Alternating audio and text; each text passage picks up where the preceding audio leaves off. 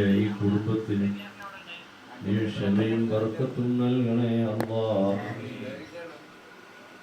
പ്രിയപ്പെട്ട മകന്റെ വേർപാട് ഓർക്കുന്ന സമയത്തൊക്കെയും നിന്റെ ഹബീബായ നബി സല്ലല്ലാഹു അലൈഹി വസല്ലമക്ക് മക്കൾ മരണപ്പെട്ടു പോയി ആ സമയത്ത് അങ്ങേയറ്റം ക്ഷമിച്ച ആ മുത്തുനബിയുടെ സ്വഭാവം ഈ കുടുംബത്തിന് നൽകണേ അല്ലാഹ്.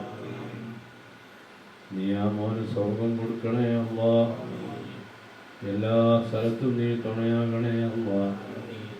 ഷഹീദിന്റെ കൂലിയുള്ള മരണമാക്കണേ അല്ലാഹ്.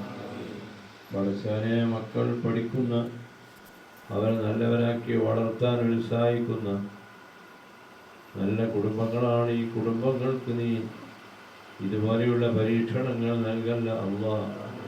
യാ ഹയ്യു യാ ഖയ്യൂം, നീ ഞങ്ങൾക്കെല്ലാവർക്കും അവനും സ്വർഗം തരണേ റഹ്മാനെ. വലത്തെ കയ്യിൽ കിതാബ് കിട്ടുന്ന കൂട്ടത്തിൽ ഉൾപ്പെടുത്തണേ അല്ലാഹ്. നിന്റെ ഹബീബിന്റെ ശഫാഅത്ത് അവർക്കും ഞങ്ങൾക്കും നൽകണേ അല്ലാഹ്. ഹൗദുൽ കൗസർ വാങ്ങി കുടിക്കാൻ വിളികൂട്ടണേ അല്ലാഹ്.